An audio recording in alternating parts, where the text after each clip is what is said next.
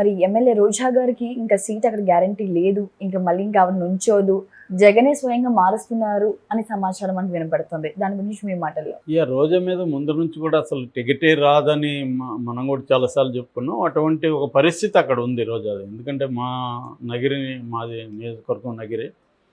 So గతంలో కూడా ఆమె 2 సార్లు అంతకుముందు ఓడిపోయారు. తర్వాత వైసీపీలోకి వచ్చినాక 2 సార్లు గెలిచారు. కానీ అదేదో అంటారు కదా, ప్రాణం మిగిలింది కన్ను లొట్టబోయి ప్రాణం మిగిలిందని. అట్లాగా ఆమె ఏదో ఫస్ట్ టైం ఏమో ముద్దు కృష్ణాయుడి మీద 800 చిల్లర ఓట్లతో గెలిచింది. దాని తర్వాత భానుప్రకాష్ ముద్దు కృష్ణాయుడి పెద్ద కొడుకు, ఆ అబ్బాయి మీద ఏమో 2000 చిల్లర ఓట్ల మెజార్టీతో గెలిచింది. ఆమె ఎప్పుడు కూడా కనీసం ఒక 5000 మెజార్టీతో కూడా గెలవలేదు. అంటే చాలా కష్టంగానే గెలిచింది ఆమె. సో అప్పుడే అలాగ ఉండింది. ఇవాళ ఎందుకంటే 2019లో జగన్ వేవ్ ఉంది. జగన్ వేవ్లోనే ఆమె గెలిచింది ఎంత, 2000 ఓట్ల మెజార్టీ. మరి ఇప్పుడు జగన్ వేవ్ లేదు, జగన్కు వ్యతిరేకత అనేక వర్గాల్లో ఉంది, కూటమి కూడా బలంగా ఉంది, అనేక విషయాల్లో కూటమి పోటీ ఇస్తుంది జగన్కి. ప్రభుత్వ వ్యతిరేక ఓటు చీలకుండా 3 పార్టీలు ఐక్యంగా ఉన్నాయి. ఇటువంటి కాంటెక్స్ట్లో రోజా గెలుస్తుందా అన్నది అందరికీ ఉన్న డౌటే. రెండోది ఏంటంటే రోజా స్వయంకృత అపరాధం అంటారు కదా, ఆమె ఎనిమీస్ని తెచ్చుకోవడంలో ఆమె కొంత నైపుణ్యం బాగుంది, తెలివితేటలున్నాయి. కొంతమంది ఫ్రెండ్స్ని ఎక్కువ మంది ఫ్రెండ్షిప్ చేయడంలో నైపుణ్యం ఉంటుంది, కొంతమందికి ఎనిమీస్ని ఎక్కువ చేసుకోవడంలో కూడా స్కిల్ ఉంటుంది. వాళ్ళు ఈజీగా ఎనిమీస్ చేసేయగలరు. అలాంటి స్కిల్ ఆమెకి ఉన్నట్టుగా మనకు కనబడుతుంది. ఎందుకంటే అక్కడ 5 మండలాలు ఉన్నాయి నగిరిలో. 5 మండలాల్లో కూడా ఆమెకు ప్రధానమైన నాయకులందరూ కూడా ఆమెకు వ్యతిరేకంగా ఉన్నారు. వాళ్ళందరినీ ఏదో సర్దడానికి ట్రై చేస్తారు, కానీ వాళ్ళు ఎంత మేరకి మనస్ఫూర్తిగా పనిచేస్తారని తెలియదు. ఇప్పుడు చాలాసార్లు ఏం జరుగుతుందంటే, విధి లేనప్పుడు నీతో నేను ఫ్రెండ్లీగా ఉంటాను కానీ మనస్ఫూర్తిగా నీ కోసం నేను పనిచేయను. రైట్. ఇప్పుడు అబ్బాయికి వెళ్ళి నీ గురించి చెప్పాలనుకో, సరేలే నీ ఇష్టం, నీకు ఇంట్రెస్ట్ ఉంటే చూడు, లేదన్నట్టుగా చెప్తాను. అతనికి అర్థమైపోతుంది నాకు ఇంట్రెస్ట్ లేదని. అదే ఇంట్రెస్ట్ ఉందనుకో, ఖచ్చితంగా మన ఫ్రెండ్, నువ్వు సపోర్ట్ చేయాలి అని మాట్లాడతాం. అలాగా వీళ్ళు ఎవరు కూడా గట్టిగా మాట్లాడేవాళ్ళు లేరు. రెండోది ఆమెకున్న ప్రాబ్లం ఏంటంటే, ఎప్పుడైనా కూడా మనకంటే బలవంతుడు అయిన వాళ్ళతో ఎనిమిటీ తెచ్చుకుంటే మనకే అది ఇబ్బంది అవుతుంది. అది రాజకీయాల్లో ఇగో ఉండకూడదు. ఇతను మనకంటే బలవంతుడా, ఇతనితో ఎలా ఉండాలనేది ఆలోచించాలి తప్ప, బలవంతులతో ఎనిమిటీ పెట్టుకుంటే కేజ్రీవాల్ లాగా జైలుకి వెళ్ళాల్సిందే. ఎందుకంటే మోడీ బలవంతుడా, కేజ్రీవాల్ బలవంతుడా? మోడీ బలవంతుడు ఆబ్వియస్లీ. ఎందుకంటే ప్రైమ్ మినిస్టరు, అతనికి అబ్సల్యూట్ కంట్రోల్ ఉంది. సో 2 సార్లు ప్రధానమంత్రిగా అయ్యాడు, 3వసారి కూడా కంపల్సరీ అవుతాడు, 4వసారి అవడానికి కూడా ఆయన గ్రౌండ్ ప్రిపేర్ చేసుకుంటున్నాడు. అయినా కూడా ఆశ్చర్యం లేదని వస్తుంది. పార్టీ మీద కూడా బీజేపీ పార్టీలో నాకు తెలిసి ఇప్పటివరకు బీజేపీ చరిత్రలో అంత అబ్సల్యూట్ కంట్రోల్ ఉన్నది ఇంకొక ప్రైమ్ మినిస్టర్ లేదు. సో అలాంటి పరిస్థితి ఉంది. సో ఈమె ఏం చేసింది, అక్కడ పెద్దిరెడ్డి రామచంద్రారెడ్డి చాలా బలవంతుడు. జగన్ తర్వాత వైసీపీలో నిజమైన బలం ఎవరికి ఉందంటే పెద్దిరెడ్డి రామచంద్రారెడ్డికి ఉంది. పేరుకి మన సజ్జల రామకృష్ణారెడ్డి వీళ్ళకి బలం ఉన్నట్టే కనబడుతుంది, కానీ గ్రౌండ్ లెవెల్లో పట్టున్నది ఎవరికంటే పెద్దిరెడ్డికి. పెద్దిరెడ్డి కొడుకు మిథున్ రెడ్డి, పెద్దిరెడ్డి వాళ్ళిద్దరు మామూలుగా ఏదన్నా మనం రికమెండేషన్లకి అడిగితే, ఇప్పుడు చిత్తూరు జిల్లాలో ఒక పని కావాలని ఎవరినైనా అడిగినామంటే ఏమని చెప్తారంటే, ఎవరిని అడగకండి సార్, మీరు పెద్దిరెడ్డి అంటే మాత్రం అయిపోతుంది అని చెప్తారు తప్ప, మీ నియోజకవర్గం నగిరి కదా, రోజాని అడగండి అని చెప్పరు, సలహా ఇవ్వరు. అంటే అర్థమేమంటే రియల్ పవర్ అక్కడ ఉంది అన్నమాట. ఈమె ఆయనతో మరి ఎందుకు గొడవ వచ్చిందో తెలియదు, కానీ గొడవ వచ్చేసింది. సో దాంతో ఆయన ఏం చేశాడు, ఈమెకి వ్యతిరేకంగా వర్గాన్ని తయారు చేశాడు. ఇందాక చెప్పిన 5 మండలాల వ్యతిరేకులంతా కూడా వెనక పెద్దిరెడ్డి ఉన్నాడు.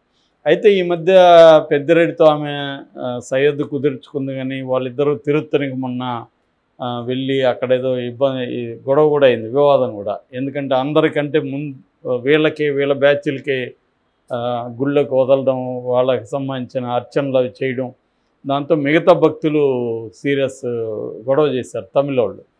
సో ఏదేమైనా పెద్దిరెడ్డితో ఆమె సయ్యద్దు కుదిరించిందని ఒక టాక్ అనిపిస్తుంది. మరి ఆయన నిజంగా మనస్ఫూర్తిగా పెద్దిరెడ్డి ఆమెను గెలిపించడానికి కృషి చేస్తాడా ఇవి ఇందాక నేను చెప్పిన ఎగ్జాంపుల్ లాగా రోజాని గెలిపించానని నోటి మాటతో చెప్తాడా? ఎందుకంటే ఎదుటివాడికి అర్థమైపోతుంది మనం చెప్పేదాన్ని బట్టి ఈయనకి ఎంత సీరియస్ ఉందని. సో ఈ ప్రాబ్లమ్స్ ఉన్నాయి. రెండవది, ఆమె బలాల పరంగా తీసుకున్నప్పుడు ఆమెకు వాళ్ళ హస్బెండ్ చాలా పెద్ద బలం.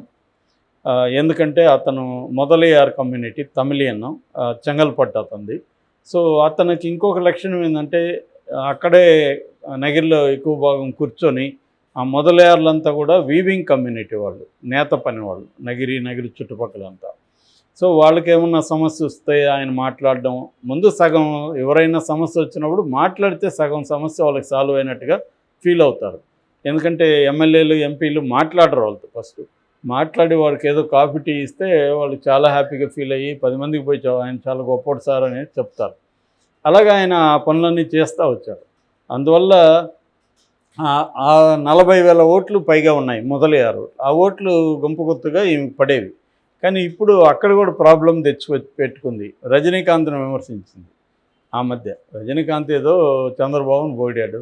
ఇది ఆమె ఆలోచించుకోవాలి కదా. రజనీకాంత్ను విమర్శిస్తే రేపొద్దున తమిళ వాళ్ళు మనకి యాంటీ అవుతారని. అవేమి ఆమెకి, ఎందుకంటే చాలాసార్లు ఇంపల్సివ్గా బిహేవ్ చేస్తున్నాం థింకింగ్ కంటే కూడా.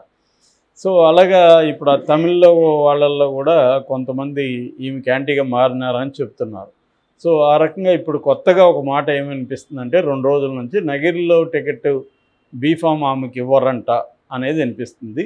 దాని బదులుగా అక్కడున్న కుమారి అని ఉంది, కేజే కుమారి, ఈడిగా కార్పొరేషన్. సో ఆమెకు ఇచ్చే అవకాశం ఉందని చెప్తున్నారు. ఎందుకంటే ఆమెకు ఈమెకు మధ్య పచ్చగడ్డి బొగ్గుమనే అంత వైరం ఉంది. ఆ మధ్య కూడా జగన్ వచ్చినప్పుడు ఇద్దరికి చేతులు కూడా చేతులు కలిపినారు కానీ మనసులు కలవలేదు. సో కాబట్టి ఆమె వాళ్ళ హస్బెండ్ కుమార్ ఇద్దరు కూడా స్ట్రాంగ్ యాంటీ. వాళ్ళకి అక్కడ ఈడిగా కమ్యూనిటీ వాళ్ళకి బీసీల్లో బలమైన పట్టు ఉంది అక్కడ, లోకల్స్ వాళ్ళు. సో అది ఉంది. ఈమెకి నెగిటివ్ ఏంటంటే వీళ్ళిద్దరు బ్రదర్స్ ఉన్నారు, వాళ్ళిద్దరే ఈమెకి నెగిటివ్. ఆ మధ్య కూడా ఎవరో విమర్శిస్తున్నారు, రోజా ఒక్క మినిస్టర్ కాదు అక్కడ 4 మినిస్టర్లు అని. ఈమె షర్మిల 4 మినిస్టర్లు, వీళ్ళ మొగుడు ఒక మినిస్టరు, వీళ్ళ అన్నదమ్ములు 2 మినిస్టర్లు అని విమర్శించింది షర్మిల. అందులో వాస్తవం ఉంది. ఎందుకంటే వీళ్ళిద్దరూ ఈమె తరపున అక్కడ రకరకాల దందాలు చేయడం, డబ్బులు కలెక్ట్ చేయడం, ఇలాంటివి చేస్తున్నారు. స్కామ్లు అంటే ఇసుక కావచ్చు, ఇలాంటి కుంభకోణాలు లోకల్గా. అందువల్ల రకరకాల వ్యతిరేకత ఉంది. ఆ మధ్య కూడా పుత్తూరు కార్పొరేటర్ ఒక ఆమె, నాకు 70 లక్షలు నా దగ్గర వీళ్ళ బ్రదర్ కుమార్ సమరెడ్డి తీసుకున్నాడు, ఆ తర్వాత నాకు కార్పొరేట్ చైర్పర్సన్గా ఇస్తానన్నారు, ఇవ్వలేదు, మళ్ళీ డబ్బులు అడిగితే 40 లక్షలు ఇచ్చారు, ఇంకో 30 లక్షలు ఇవ్వలేదని ఆమె ప్రెస్ మీట్ పెట్టే చెప్పింది. అట్లాగే ఈ 5 మండలాల వాళ్ళు కూడా ప్రెస్ మీట్లు పెట్టే, మీరు ఎవరికైనా టికెట్ ఇవ్వండి గెలిపిస్తాం, మేము రోజెక్కిస్తే ఓడిస్తామని కూడా ఓపెన్గానే అనౌన్స్ చేశారు. సో వీళ్ళందరినీ మాట్లాడి డీల్ చేసుకోవడంలో ఆమె ఫెయిల్ అయినట్టుగా కనబడుతుంది. సో జగన్ ఇప్పుడు మళ్ళీ సర్వేలు చేసినట్టుగా అంటున్నారు. జగన్కున్న ప్రాబ్లం ఏంటంటే ఆమె ఫైర్ బ్రాండ్.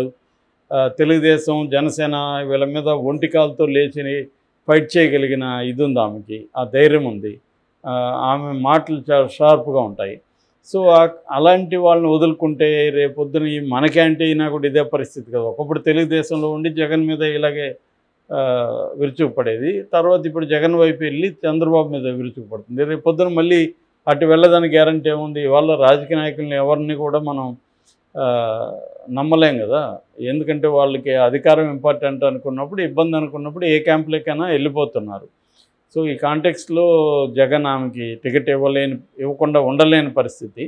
అట్లని ఇప్పుడు చూస్తూ ఒక సీటు వదులుకోలేడు కదా.